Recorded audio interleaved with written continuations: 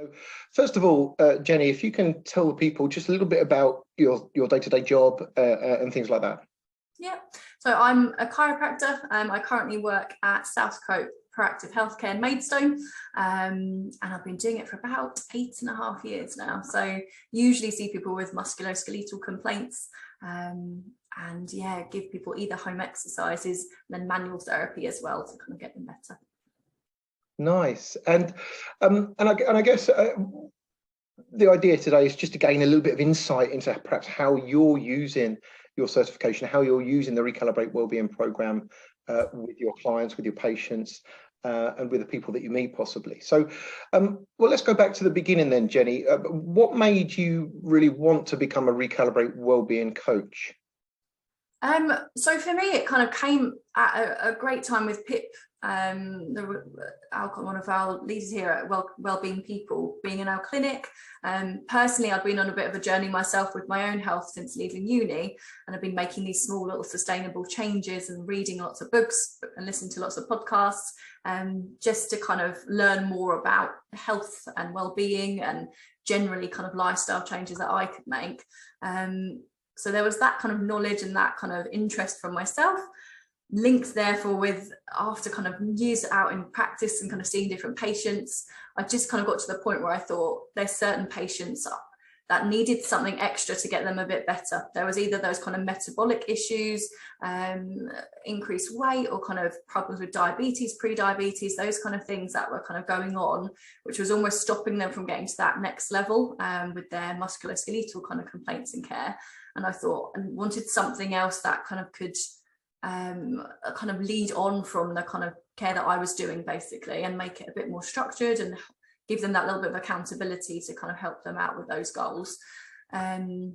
I was kind of starting to do it originally a little bit with kind of sending blogs and giving kind of advice during the treatments. But then, as I say, that doing the Recalibrate program myself and running through it, I saw that there was that structure there, and that kind of, you could be in a group and kind of give each other that accountability and that kind of help and support with that. So I thought actually that's a really nice way of kind of helping patients out a bit more, but with that bit of structure from there on. Yeah, nice. And I guess, you know, once you certified and you got your teeth into the program and you developed those coaching skills, which you had anyway because of your job, how then did you kind of inspire your patients to enroll in the Recalibrate Wellbeing program with you? So some of it came fairly naturally in the way of, I knew I was kind of going to start a course at some point in the new year, and some people were kind of already saying to me again and again how they were struggling with staying motivated or struggling to lose weight, or they'd had some blood tests and they'd kind of come back high in blood sugars or cholesterol, that side of it. So some of it was a natural kind of discussion anyway with patients as a chiropractor. And so with a lot of them, it was a case of just kind of talking through what are your kind of barriers, what are your struggles, and how might a program like this with a bit of structure and accountability help. So there was that discussion mainly. And then obviously we just kind of put it out there with a bit of social media and marketing as well, just to kind of reach other people who we might not have seen for a while in clinic or so. Nice. It sounds like there was two kind of pathways there that you were utilizing, that face-to-face kind of just planting the seed, I guess, initially of the Recalibrate Wellbeing program with your patients, and then that social media. And how was it? How was it received when you talked about it with your patients or the people that you met? Yeah, so obviously it varies and it depends where people are at with their own journey and kind of what they're ready for, I suppose. So a lot of people kind of jumped at the idea, and as I say, the few I had on the kind of program first of all liked the idea of the structure and the accountability and being in a small group, and we were lucky enough to be able to do it face to face as well, which was really, really nice at the clinic. And yeah, so it was just kind of meeting people where they were. Some people kind of weren't quite ready for it yet, so they might kind of, they may decide to do it in a year or so instead, or as and when they're ready. But yeah, it was just seeing kind of who was at that point where they were like, yeah, this is just the right timing for me, basically. I'm ready to make those changes. Great stuff. And of course, then once they'd enrolled into the program and you led and coached them through that journey from week 1, where it's focusing on goals, all the way through to week 12, when okay, we discuss what's next and that optimal wellbeing formula that we discuss in week 12. what was then, or what did you find was the impact of the program? How, what impact did that really have on your patients or the people that you worked with? So I've taken, a small group through it, and then I did a guy individually, kind of face to face with it as well. Mainly, so some really nice feedback in the way of energy levels and how they felt day to day. So things like not crashing on the sofa as soon as they got in from work and not having that mid-morning slump. Sleeping better overall was some feedback from some of them. Better digestion, one of the guys said he was kind of struggling with and felt he'd kind of got a lot better with the reflux and digestive side of it. And even as a secondary, although the program isn't aimed specifically at weight loss, was a secondary factor for a lot of them. And I mean, I remember one of the guys saying he didn't feel like it was a diet in any way, shape or form. It was just getting him to be more reflective and kind of think about what he's eating, why he's eating it, being aware of those kind of signals. And overall, most of them just said it just made them have that self-awareness. So it's something that we almost need to practice, isn't it? Where we kind of, you just go through life and you don't often actually stop and think, what am I doing? Why am I doing this? What do I actually want out of my life going forward? So some of it was just mainly that self-awareness and that self-reflection.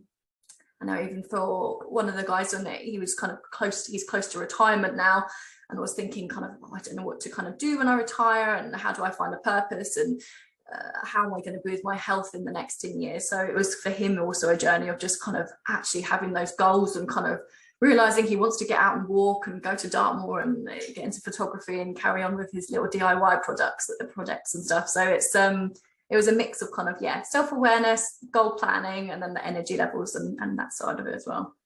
Yeah, that's wonderful feedback. I really love it when we receive feedback about the program, when people do end up talking about perhaps changing in body weight, but then we quickly kind of reiterate the points that that's a consequence of other behavior changes that you've employed and that are clearly good. They've been working for you, right? So wonderful reflections there. And so what's next then, Jennie? So have you got another group planned? Have you got people currently going through the program? Tell us a little bit about what's happening now, and perhaps when is the next course, if there's one starting soon. So I'm hoping to run another course from the beginning of next year, probably starting in February time. That's often the time, obviously, where we kind of start to get in the New Year's resolutions, and then we think, oh no, something's going wrong here. So it's just kind of building it in maybe at that time where, people are struggling a little bit, and it's still winter and it's been dark, and there's all those other factors to think about. So I'm going to have a little break for a few months over Christmas, but then as I say, we'll probably be starting another small group in person again from February next year or so. Fabulous.